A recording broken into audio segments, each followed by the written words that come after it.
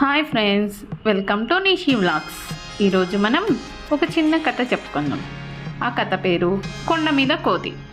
కొండ మీద కోతి ఎలా ఊహించుకునేదో, తన ఊహ ఎలా ఉండేదో ఈ కథ ద్వారా తెలుసుకుందాం.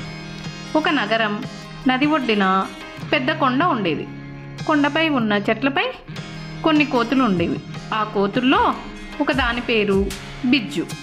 అది ప్రతిరోజు కొండపై కూర్చుని కొండ చుట్టూ ఉన్న ఇళ్లను గమనించేది. చిన్న చిన్న బొమ్మరిళ్ళలా ఉన్న ఆ ఇల్లు చూస్తే దానికి చాలా ముచ్చటగా ఉండేది.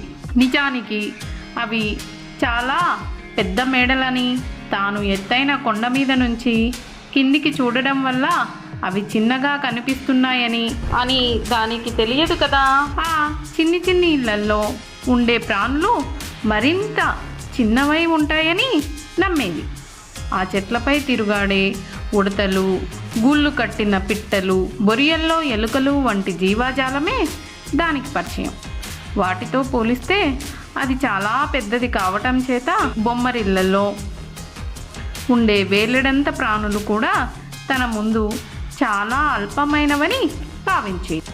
తాను కనుక కొండ దిగి ఊరిలోకి వెళితే తన భీకరాకారం చూసి ఇళ్లల్లో ప్రాణులన్నీ హడలిపోతాయని, ఆశ్చర్యంతో తనను నోరు వెళ్ళబెట్టి చూస్తారని అనుకుంది.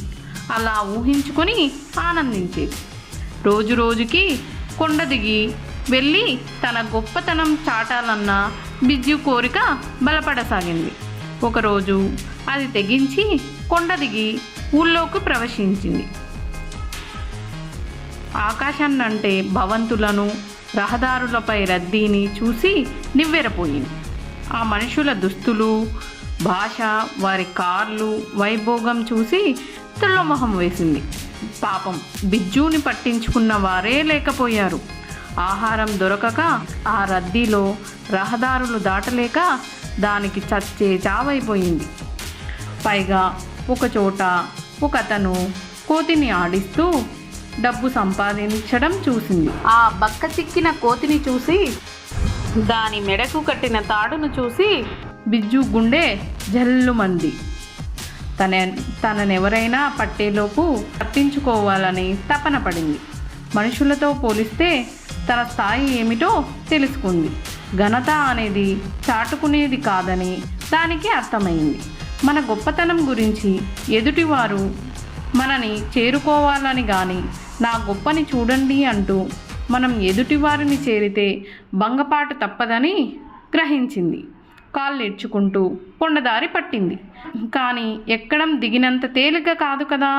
చచ్చి చెడి ఎలాగోలా సొంత చోటుకి చేరుకొని ఊపిరి పీల్చుకుంది.